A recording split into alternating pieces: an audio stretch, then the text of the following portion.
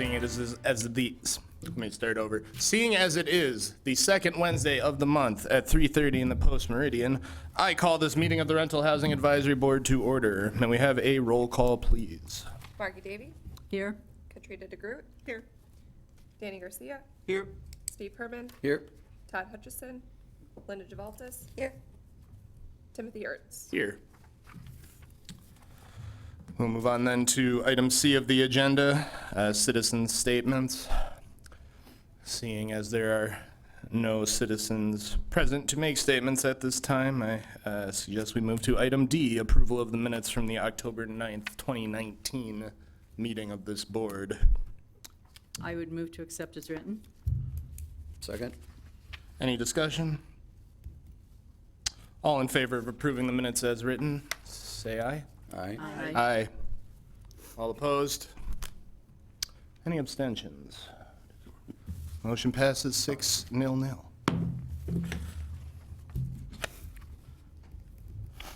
We'll move on then to item E, UWO student inspections and website update.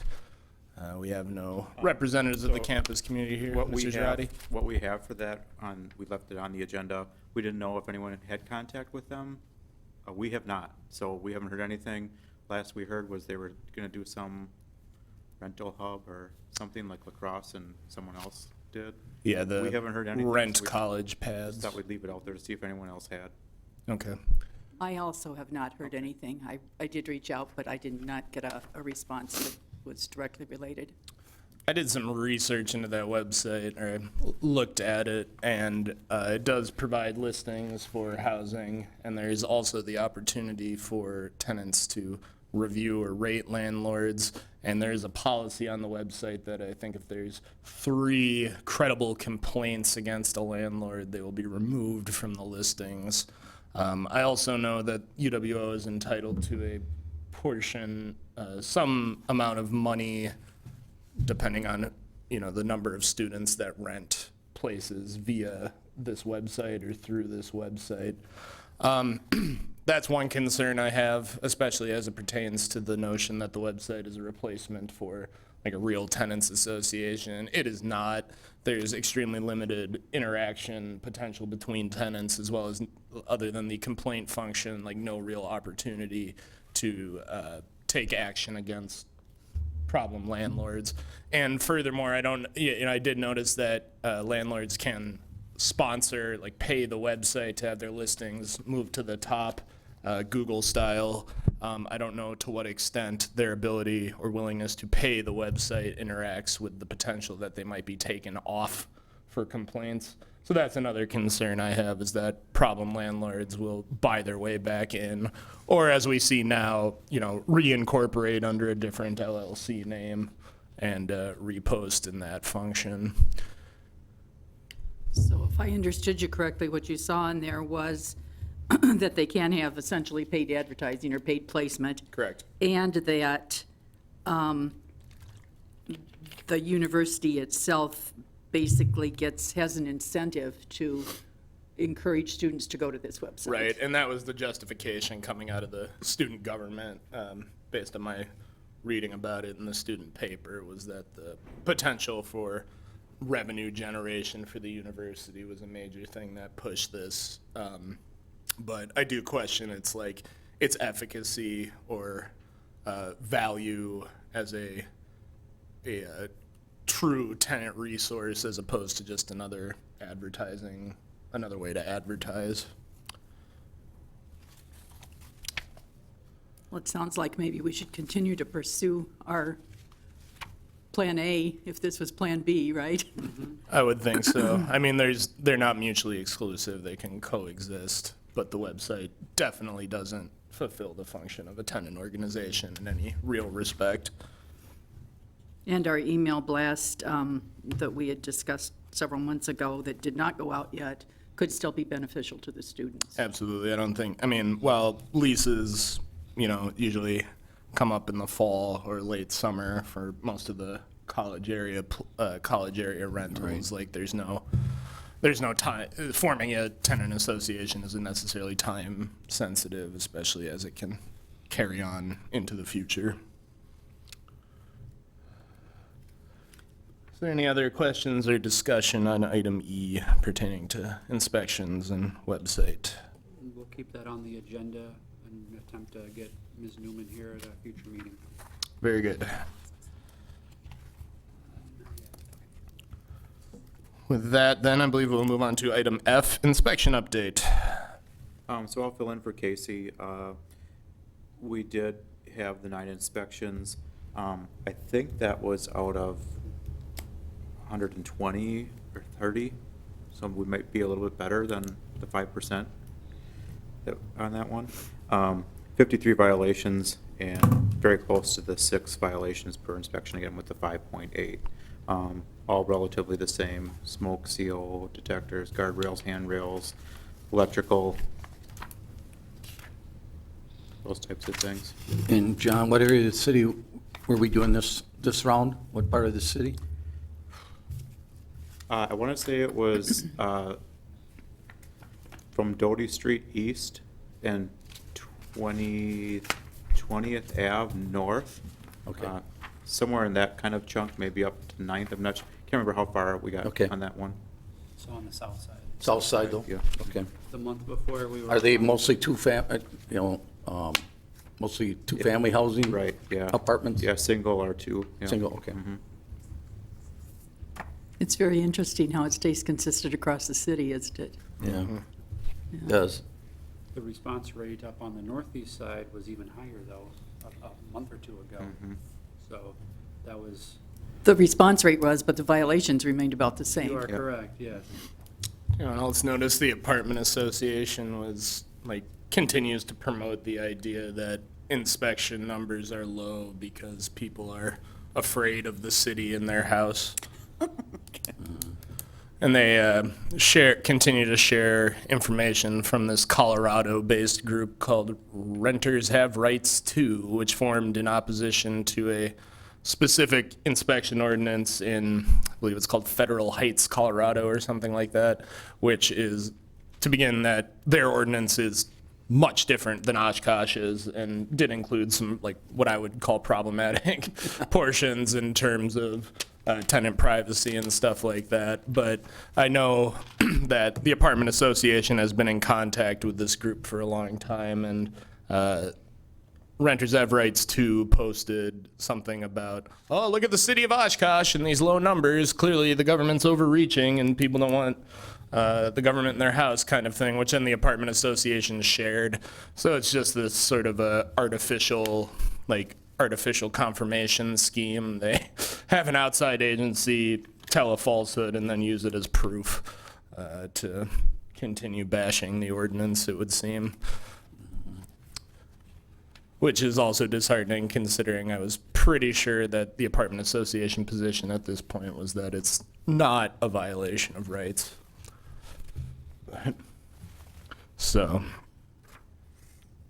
just throwing that out there. And then I think that applies to this letter we have here. Is this on the agenda? No, I was gonna put that under my community development director's read. Oh, okay, sure. We'll save it then.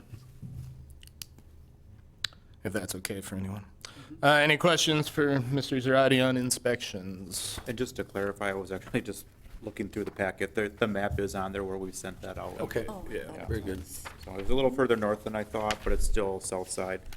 It went as far as 5th, but it must have been the previous one that went out, so it was the 20th. So we were down to 17th. Okay, good. So now, since we've put the program in place, we've, done about a quarter of the city, would you say now, at this point? Probably a quarter of what areas we need to do. Okay, that we're focusing on, yeah, okay. Now, where we have the low turnout, eventually are we gonna send letters back out to the same people, hoping that they'll comply voluntarily? Once we get through the entire cycle of all the areas, then we'll start back over. Okay, Except for the ones that we got through? Yeah, except the ones The we ones got that we through went and through? complied. okay, Yeah. very When they good, get their, is it the 5-year? I think it's 5-year out. all right. Any other questions or comments? All right, we'll move then to item G, social and traditional media update. So on this, we've just, been posting our meeting times, and also when we've sent out the notices, what areas we've sent that out to, we've posted that on there. Haven't really seen much for interaction out there as far as comments to us or questions. What we did want to hear back from you, it was brought up last meeting, that there was maybe possibly, that we'd do like a monthly schedule for Facebook, like, here's the violation of the month, or something to focus on for this month. So I guess that's what we brought that back for feedback from the board, to see if there's ideas you want or still think about, and we can work on that and get that out there for you. I think it's a good idea to have a theme of the month or whatever. And in January, it would make sense to me to do something on fire safety and what to look for, it's going to be a cold month probably. So, It's working that way, isn't it? yeah, why I was thinking that. And I don't know, I know somebody who didn't light their fireplace until they finally did, after like 5 years and the house burned down. We've had some fires in Oshkosh recently.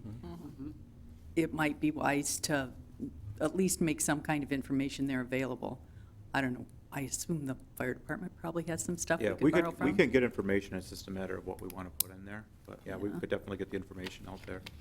So that would be my suggestion for January. Okay? Yeah, even mentioning, don't use space heaters and things like that. If you have electrical Yeah. problems, contact your landlord. If, I if see you a have lot of, like, furnace. I see a lot Yeah. on the for sale signs, that they need to get a space heater for their apartments because their apartments are cold. Yeah. But I see a lot of that, But I think if we had like the top 5 fire concerns yeah. in rental property, that would be a good avenue to promote. If you have a space heater, don't let your cat go near it. Yeah, That sort of stuff like thing. that, sure, sure. Without proper training. Right, or don't put your Christmas tree too close to the space heater, it might start on fire. You know, And even with the fires, it would be good to have Holiday tree, please. working smoke detectors and carbon monoxide detectors. I know Correct. It's been a problem too. and that one fire on Jackson, and that was an apartment, the upper half was Yeah. tenants, there were 5 or 6 people living in that Yep. upper apartment, so. Okay, I came up with January. Somebody else think of something for February. What about like renters insurance? Because that was a big thing in that last fire too. They didn't have any renters insurance. And I think that kind of gets overlooked with families just renting. They don't think I don't think they assume that they need it. Right. That would be a good thing to pop in there. All right, we're on a roll. Yeah. January, February. Okay, weigh in for Yeah, March, so I mean, somebody. we can, you We could. can do those for the Yeah. next 2 months, and Right. then in Yeah. February meeting, we can come up with March and April. And we also have the emails, if you want to email us something too. In the meantime, Get that that in. comes up, that's a hot topic. Or any other topics besides the topic of the month. If you find something interesting, email it out. We can get the link on Facebook. Cool, sounds good. Yeah. All right. Any other questions or comments on media? I reviewed our page, and Cheryl did a great job with that little video. I like how she refers to our Facebook page. That's a good thing, but I think the video should be dated because we have a new chair now. You kind of described yourself as the chairperson of the board. So maybe to just put the date on it, 2018 chair, or something like that, as opposed to taking it off or making a new one. At least to put a date on it or something like that. And I can Is follow up- updating the video a possibility?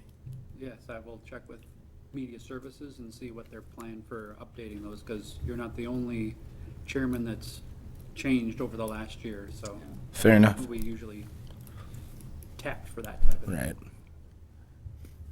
I have a face for television too, so.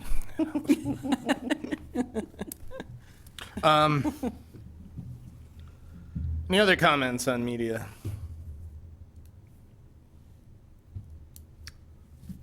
I will move us then to item H, Rental Housing Advisory Board 2020 Action Plan and Strategic Plan. Someone have a copy of the old plan? That we didn't make copies Oh, of. I saw it. That would have been a nice thing in our pack. Is it in here? I haven't got my copy. Or is it one off on myself? Is that it? With the Strategic Plan. strategic plan? Can work off of that. There you go. All right, thank you. So the 2019 strategic plan listed our membership and terms and the purpose of the board, and includes the following 5 sort of categories, or strategic categories, I guess. Advising council is one. Next was the creation of educational materials. Next is training programs. Next is outreach. And then finally, rental housing policy or code changes.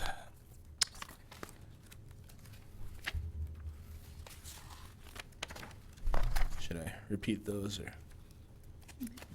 No, I think we're on target with where we want to go. Right, and this, the 2019 plan, those categories reflected the 2018 plan as well. I see no reason why they can't be crossed over into the 2020 plan. Unless there's areas perhaps where we can collapse or expand. So are we just deciding that it'll be the 2020 plan, or are we talking about each category? Oh, well, I would like to figure out, first discuss what the categories are, and then Okay. the specifics underneath them. Does everybody have a copy, or should I go run some copies real quick? Um, Plan. I don't have a I don't. I've got a copy. we have 2 copies Okay. here. And I don't think I have Where? the one. That's you 18. have. This Yeah, I have the also- one. Yeah, that's it's all access. scribbled up. No. Oh, that's also the strategic Yeah. plan. We need about 3 copies Yeah. of the strategic plan. I'm thinking this, what we have is not what you have. That's either. correct. This is We the get one. Tim's and make copies of Tim's, and then, so everybody has a copy of the same thing. Please.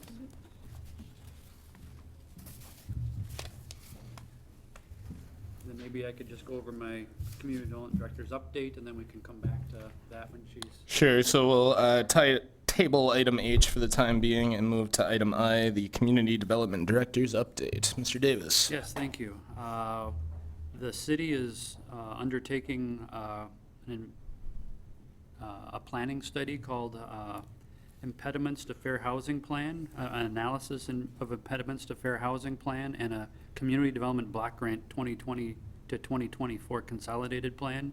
Those are 2 plans that are required by Housing and Urban Development for our federal block grant dollars. And every few years, we have to update these.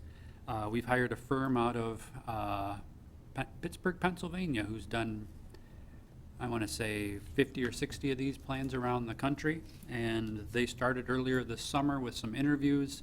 They've been doing a lot of data analysis as well, and they'll have a preliminary report available in mid-January. And they, as part of their scope of services, they are coming to town and wanted to meet with the boards and commissions that would have an interest in fair housing and impediments to fair housing, and how we should use our community development block grant funds. So that's scheduled for January 28th at 5 o'clock in the room right next door. That will be with the city council, the plan commission, redevelopment authority is the RDA, as well as the rental housing advisory board. And thank you, Mr. Herman, for pointing that out. We didn't have rental housing on the original list. So I wanted to make sure you were Thinking on aware my of that. feet, You know, that's scary. Yeah. So we'll have some kind of preliminary report that we can distribute middle of January, so I have a chance to look at that for a week or 2 before we actually meet with the consultants, and we can review what they've provided us and any of their recommendations for removing impediments to fair housing and our community development block grant program for the next 5 years. And then I also wanted to provide an update. We also received some correspondence from Mr. Forsgren. If you recall, originally we were going to have Mr. Forsgren here, but unfortunately he couldn't make it, so we're going to still have him attend. But he did send Mr. Cable a letter, which you should have received in your packet today. So that kind of is his cover letter, as well as the letter to Mr. Wilcox regarding an issue that was brought up with a tenant of Mr. Wilcox's who's represented by the Mr. Forsgren, there at the university, the attorney for student legal services at UW Oshkosh. So I'm sure Mr. Forsgren will have an interesting discussion about what his experience has been with the student tenants that he has dealt with over the past years. I'm sure. And we are still attempting to get Mr. Forsgren at a meeting, just unfortunately, the schedules haven't matched up very well yet. And that concludes my update at this point. Did everyone have the chance to peruse this letter? Yeah, it's pretty interesting. Oh, it's very interesting, especially the parties involved and the continued pattern we see of landlords punishing tenants for trying to exercise their rights, which remains an unfortunate reality, it would seem, for too many tenants in town. Did you have anything to weigh in on that? I could in on that a little bit. I did do some legal research into the possibility of crafting something into the municipal code that would effectively be a provision to prohibit landlords from discouraging participation in an inspection program. Nothing in with SAT 704, nothing in admin code ATCP 134. If you look at the statutes around what municipalities and cities are allowed to do in respect to state law, which is with stat 660104,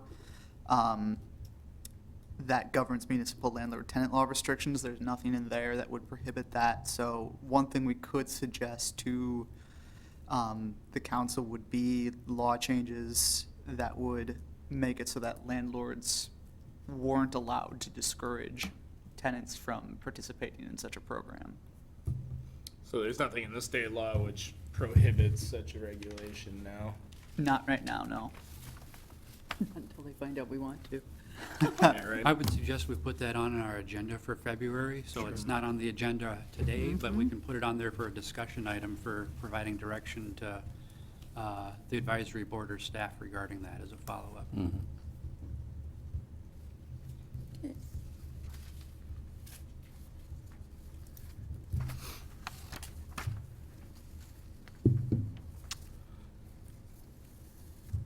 Thank you for checking on that. Yeah, Danny. thank you, Dan. I think that should be added to our 2020 strategic plan also under rental housing policy changes. Yes, For it'd be the- a great place for it. Are there any other questions for Mr. Davis about the upcoming meeting or the letter we sent? I'm assuming that our attendance is requested, but no, it's not mandatory, given that it's a off night for us. It is optional, yes. And you said we'll get an information packet in the middle of January? Yes. Okay.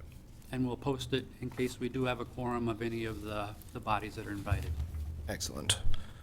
Yeah, and I think maybe, I mean, I know what the acronyms mean. Maybe it kind of just explain the importance of the CBG, what we do with the CBG dollars and the other funding we get for fair housing to the board. I mean, Sure. council's aware of it. Yep. Community Development Block Grant is a federal program run through the Department of Housing and Urban Development, HUD. And Community Development Block Grant, we call it CDBG for short.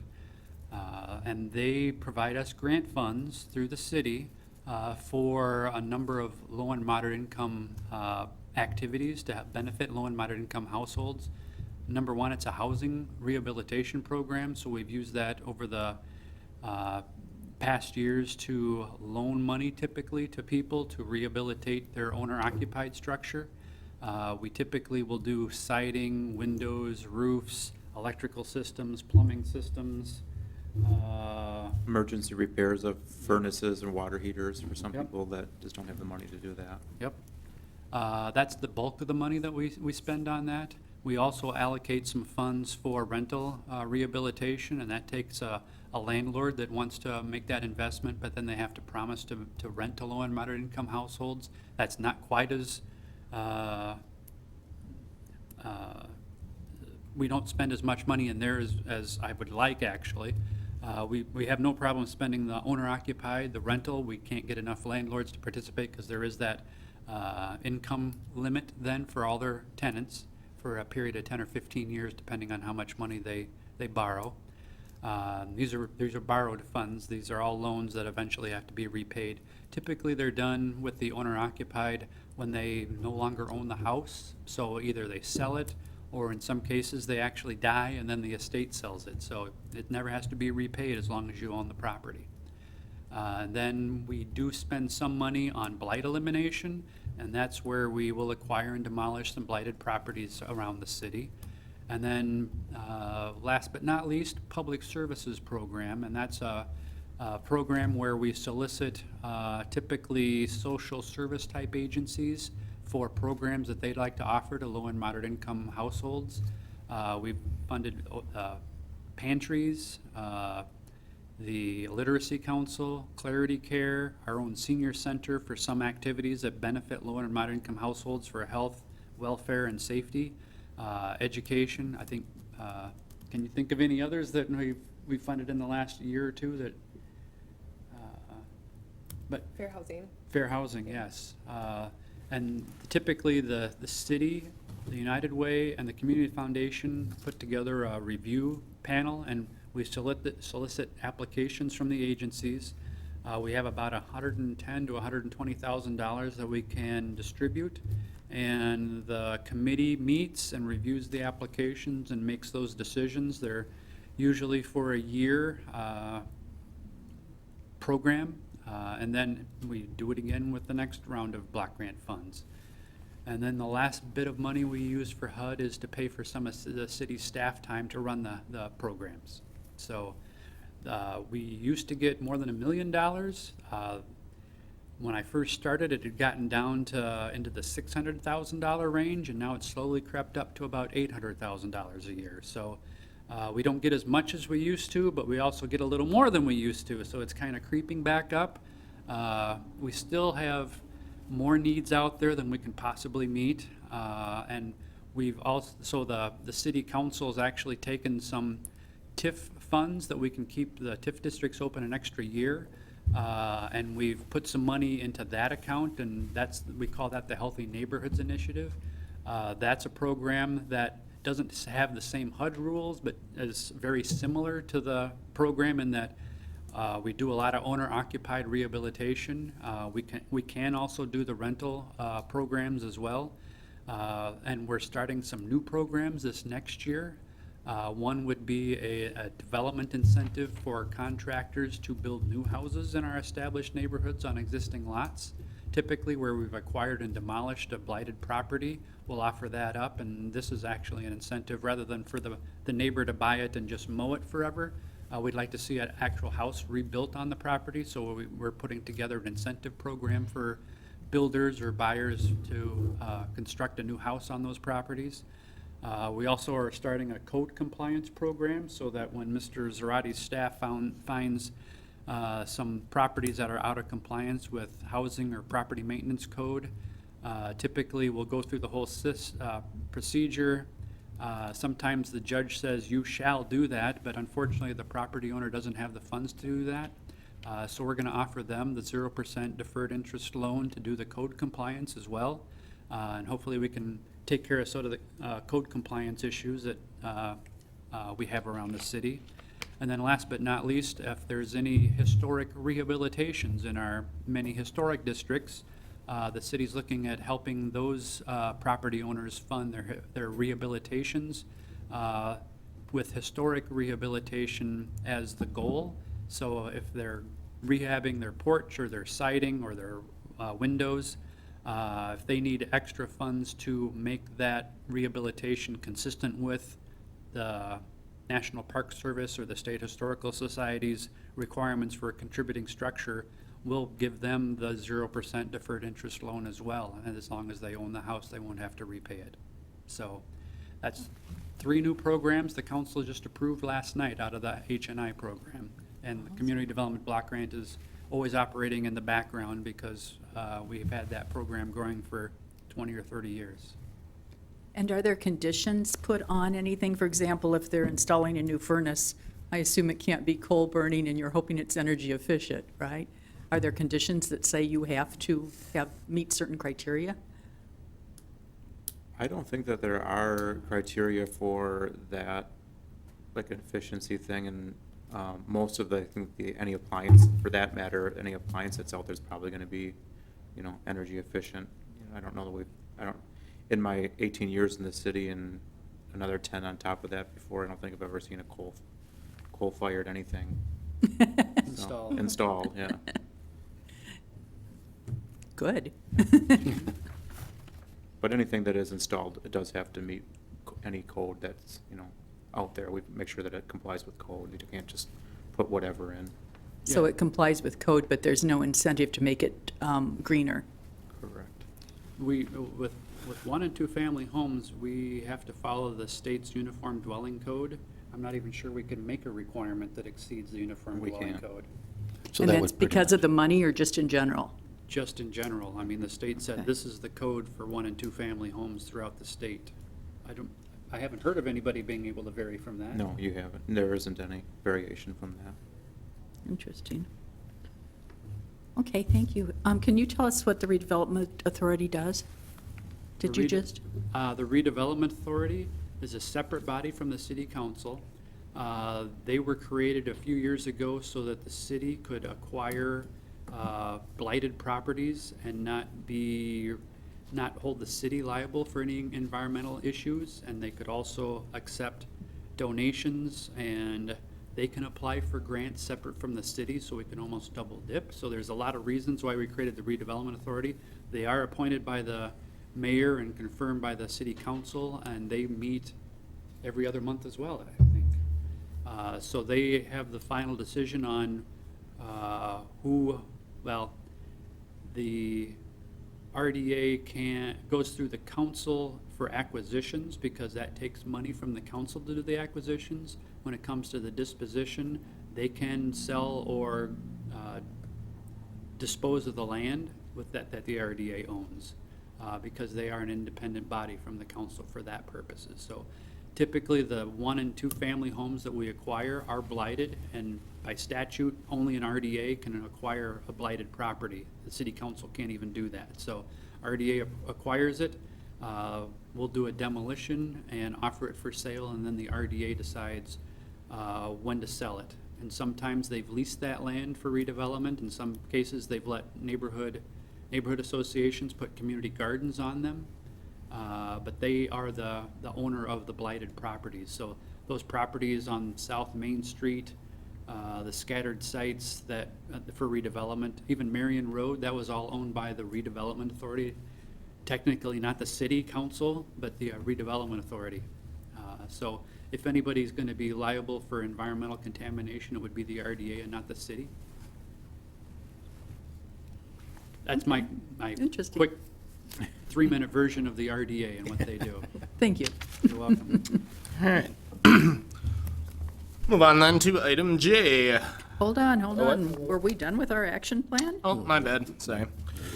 Back to item H, Rental Housing Advisory Board 2020 Action Plan and Strategic Plan. So on the strategic plan, is there any additional discussion on those categories, adding or subtracting, before we start populating them with actionable items?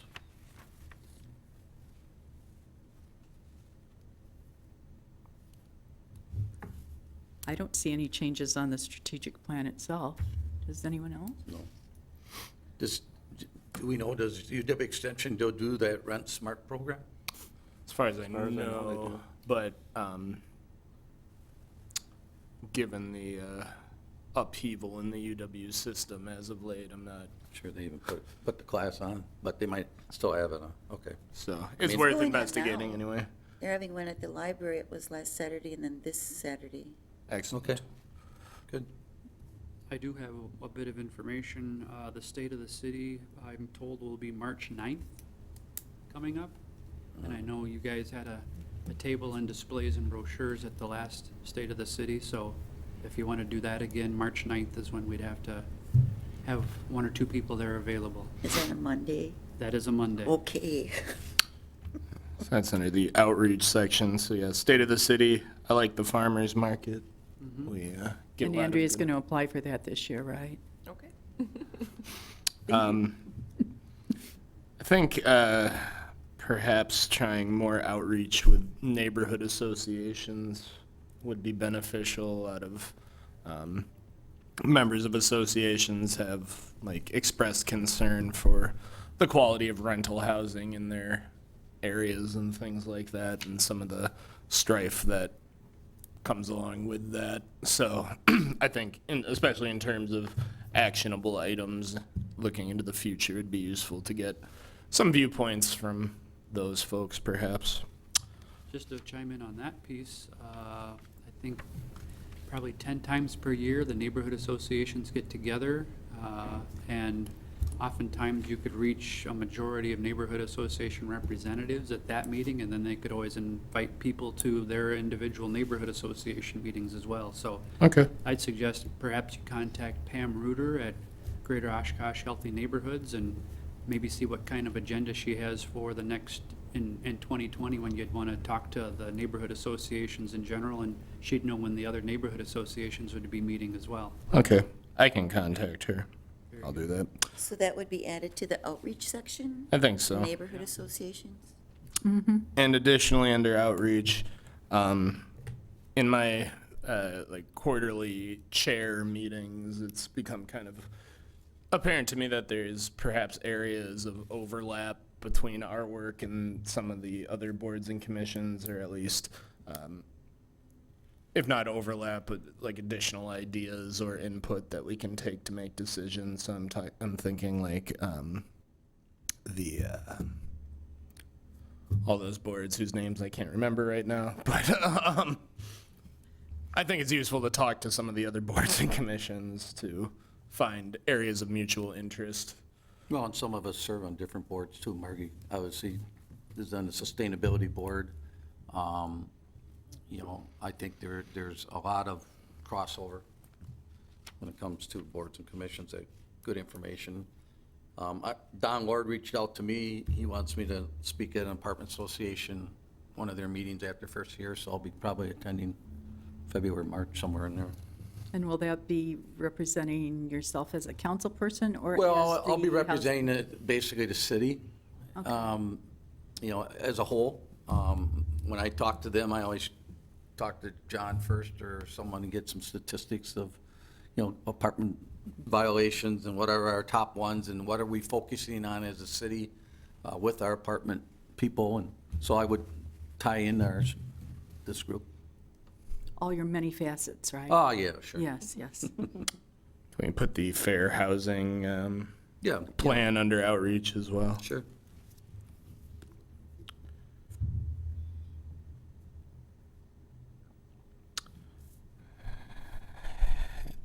Any other ideas for outreach? As far as the educational materials, Yes. I know we haven't done much with that recently. I guess I'm questioning if there's any need for that, any validity to putting energy towards that.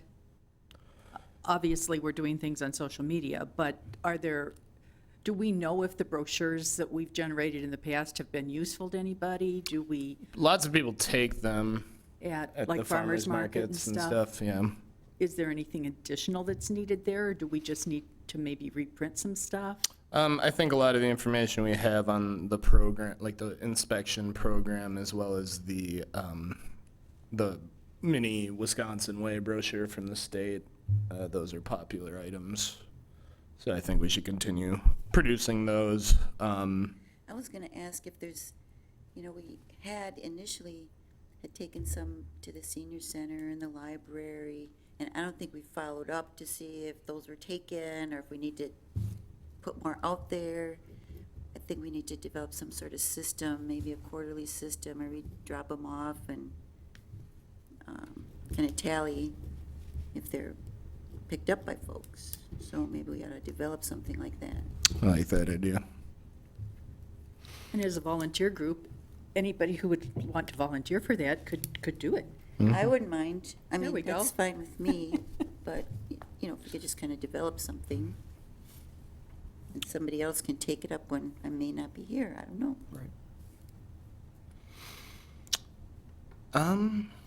Yeah, I mean, the tenant's Bill of Rights, I still think is important. I think it might be symbolically useful, if nothing else, to just we as a board say, like, here are the things that are important for tenants to know about their rights in the state and in the city. Have we started that? No. Okay. But again, as a volunteer group, anyone can do it, right? So I'll do it. I'll bring some input So to it that could go on the next meeting. February meeting? Yep.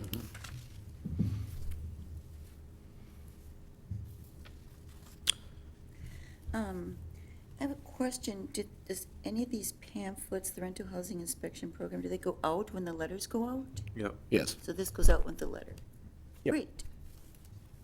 Is that the only thing that we send with, that we include with the letter? There's a letter, there's kind of one that explains the process and maybe answers like frequently asked questions about the myths they've heard, like what we're gonna be looking for on an inspection. You know, all the things that were put out there by someone that we're gonna be, you know, digging through their underwear drawer or looking for underage drinking or too many animals in their house. You know, we tell them we're not looking for that. We're looking for items for health and safety, and then we say your checklist is on the back. These are the items we're looking for. So they get the letter, the checklist, and the brochure. Maybe Do water bills normally go to the tenant or to the landlord? It's a mix, from what I remember. I'd like to suggest that we include the water usage. It's just a little one-page thing. I don't think it would add any weight to the envelope, but it's quite possible that a lot of tenants never see that. Do you know the one I mean? The water bill. Not the water bill, but it used to go out with the water bills. There's just a little, that's something the Sustainability Board developed like in 2011 or something. I know they do monthly billing now, and I'm not sure what they send out. So we'll have to follow up with finance regarding what they send out and what, if they have open slots that we could fill with that type of thing. What I was suggesting was that that might be included with the inspection letter, just as another way to get it to tenants. Oh, the water The usage? water The actual usage. water usage. Not one, no, it's a brochure that talks about, it's just a little one-page thing that talks about water usage and how you can be more sustainable with it. Okay, I'm crossing hats here, I Okay. get that, but I'm just thinking if you're doing this mailing anyway, if it's not already full, and it doesn't sound like it is, like that envelope could sustain something else, unless you think that would take too much focus away from the request, it might be another way to get that information into tenants' hands, since it probably goes mostly to people who pay the bills, the water bills. And Or if it- maybe it doesn't go out at all anymore, I don't know. And if it, yeah, I don't know, so if. I get a should copy know, of because that- I think we get a water bill, but I never see it, so. That's why I got married, yeah. I'll find you one and bring it over. Then we'll see how, make sure it can fit in the envelope and doesn't raise the price. Exactly. Any other educational materials? I think we can, I don't think, like the plan is to work with students or other tenants to form an association, or to help them, get them on their way towards forming an association. I don't think we need to create like that brochure for them specifically, but I we can think we can probably, probably take that provide off our input. list for this year. Right. yeah. Looking at training programs, I know one thing a lot of landlords wanted was, certification of the inspection, something to like display to show that they've passed, I guess. But my understanding was that we don't want to pay to print something like that up, right? There's budget concerns there. Is that what the inspection certification was? I believe so. That's what I vaguely remember the discussion, but I'm not sure where it ended. frankly. Yeah, I can't remember either. Well, I would think that we could probably run off, the rate we go with this, we could run off 10 copies and Casey could just sign it and leave it with whatever place he inspected, right? And Or it'd we last could- at least a couple months. Or we could even email a PDF to the Yeah. landlord. That's That true. doesn't cost much. True, good That's point. a good idea. In terms of then training on code compliance, I know this is another thing the apartment association harps on is like the 10 most common violations and how to avoid them, and that seems to keep like coming up again and again. So I am willing to work to put that program together. Mr. Herman can tell the apartment association that in their meeting and see how they respond. That was under code compliance? Yep. And we can continue to work with, or, promote the Rent Smart courses. We'll be doing some work on fair housing, it looks like, coming up. And then, talked about outreach. Can I Yes. just ask about the Rent Smart program? Do we have a contact person? So, because I just happened to see it at the library when I took this library form, so that we know up front what their schedule is during over a year. Yeah, the information's all available for free via their website and But, stuff. yeah, they've had a lot of changes at the extension, so I don't know who currently is doing that outreach program, but it would, imagine just a phone call to the UW Extension office out on Y, you'd be able to find out who is doing the fair, Okay. that program. And But that's a good point. We should have a point of contact, Yeah, because if we ever want, as board members, want to go to one of their meetings, there's, presentations, we'd want to at least know who we're talking to. exactly. So the suggestion is to give them a call. Yeah, I think if anybody wants to give them a call, they're in the phone book, UW Extension, so. Okay, I'll do that. I also think a lot of times just making people aware that it exists. Yep. Lets them know to go Yes. look for it. Sure, we could easily put that on the city's website, an upcoming, sponsored by UW Extension, Rent Smart, or, that's something we could easily put on Hot Topics if they got one coming up or something like that. Yeah, And on our social media for that month. Right. I was Creative going to month. say it could be Yeah. rolling on our page too Sure, as they sure. change. Yeah. Well, I had an idea for the March social media while we were talking. Green living, There you go. Aha. Margie Sounds like can a lead that. song. because it's March, you see. Oh, Yes, there we yes, go. I caught that.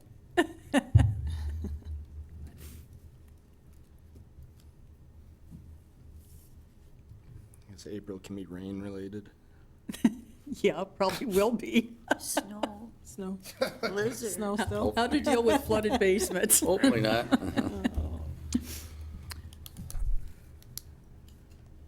Okay, does that take us down to the policy or code changes? Yes. So we have the idea of a new law on prohibiting discouragement of participation. I think just looking at some of these items, the trailer park idea was more to figure out how the inspection ordinance sort of interacts with trailer homes as opposed to single or multifamily dwellings in the city. I don't know why that's under code per se, but Do we have one or two trailer parks, actual parks within Three. the city limits? We have three. Okay. are they subject to the same sort of inspections that? Yeah, if they're rentals. Are they often? Yeah. Okay. Have we tried letters to any of those areas yet? No, they're not in the zones. Okay. Do you know if they're just renting the land as opposed to the trailer? If they're subject to the same inspections? or- Yes. They are. No, I think if they're renting the actual building, then they'd be subject to the inspection, not the land. Gotcha. If they own the trailer and rent the land, and kind of live in their own castle then. Gotcha.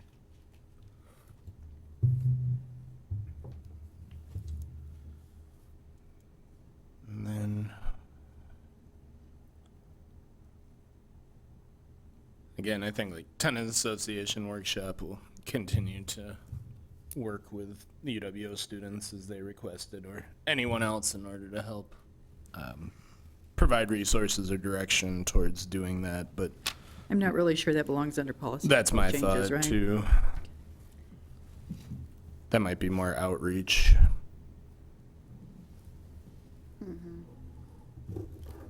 Information gathering. And what about service animals? Had we checked the code and found out that they weren't dealt with within the code, or where were we with that? I don't remember. As far as I knew, it got.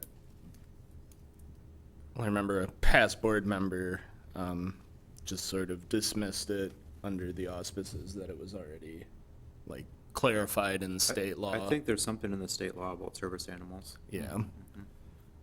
Okay, so that's maybe not something that needs our attention, is what I'm Correct. hearing. Right. Okay.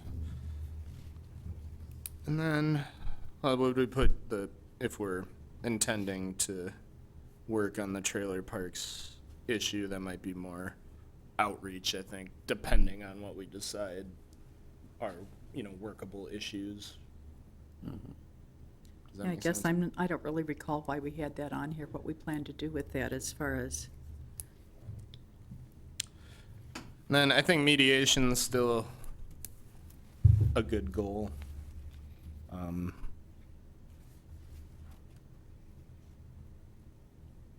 As is residency requirement. Because the data is pretty clear on that having, landlords or property managers local is important for tenant satisfaction, as well as the potential for long-term rental income. for are those. we able to do that at the city level? Does it- What's the question? Establish a residency requirement for For landlords or either a property landlord or a managers. property manager? I'm not gonna answer you off the top of my head. I'll have to do some research on that one. Okay, yeah, I think that we've Add had that some to question about that in the February. past. And I think the landlord-tenant mediation is actually handled through the Winnebago County Conflict Resolution Center. That's true. So, and then the protected class code update. Last night, the mayor talked at the council meeting about forming another committee, or I guess you could say a board or commission, dealing with, I can't think of the word. Diversity and inclusion? Yeah, diversity and inclusion. So I think they could tackle this protected class code update.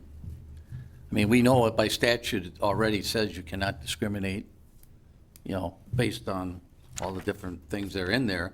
But that would give that committee, because there was some discussion, what would be the goal of that committee? Kind of like the first couple of years of the sustainability committee, we kind of stumbled around, and what did we really want that committee to do? So, because there is a lot of outreach on this committee, I think that protected class code update could be handled by that group and then brought back to this group. I'm sorry, I missed last night's meeting. The mayor wants to Is form. it a new? There'll be a new committee they're doing? board, Okay. yes. There'll be a new board of citizens and probably one council member as liaison to the board. Cool. So it's diversity and inclusion, and there's two facets of it. One is internal, the training that our staff, city staff's gonna be taking on. And then there's that outreach side of it, I guess is the way she put it. And we'll be bringing all the different groups in and working to discuss that to make the city a much more welcoming community. And so I think. More that- inclusive. Yes, more inclusive, and I think that protected class code could go with that group then. I like what we've done here. We've managed to take pretty much everything off of this policy and code changes, but we did add Danny's suggestion. And we still have the question about the residency Right. requirements. And I think if those it's are- legal. If we plan on, voting on a plan at the next meeting, these are. Well, don't we sort of, Alan, have a, kind of a, they have to register, right? And they have to register a Contact. contact person already, but they don't have to live in the city. That is correct. But they have to fill out kind of like a registration card of who is the agent, address, not a PO box. They have to have a phone number, and I think there's, Email's optional. email was optional, I It's think. optional. But I know that that was something that we focused on at a council level, so that, that's out there at least. I can do some research into whether or not that might be legal. Sure. And actually, as a follow-up for the protected class code, I did look into that somewhat recently. I mean, there's room for update, but Oshkosh's is actually fairly comprehensive. Okay. Based on what I saw, it's a pretty decent statute. So Okay. Okay, cool. yeah, that's what I thought. All right, so to kind of summarize for the February meeting, we'll try and get Attorney Forsgren in if he's able. We'll have a discussion on the potential new law prohibiting discouragement. We will discuss tenant bill of rights and code compliance training for landlords, and then the residency requirement issue. And we'll have an update on our social media. Oh, yes. Update on social media, update on inspections, etc. Any other thoughts, comments, ideas, questions, requests? I was gonna say, there might even be something that we learned at the workshop from January 28th that we Yes. might want to Oh, yeah, talk we should about. add So a, I'll probably add we that should as add a, follow-up to the 28th follow-up on the meeting. workshop.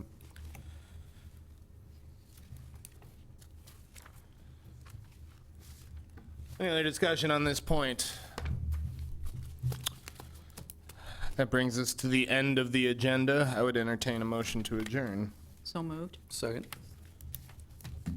All in favor? Aye. Aye. All opposed? All abstaining. Great job. Right up. By 6 to 0 to 0, the motion passes. We are adjourned.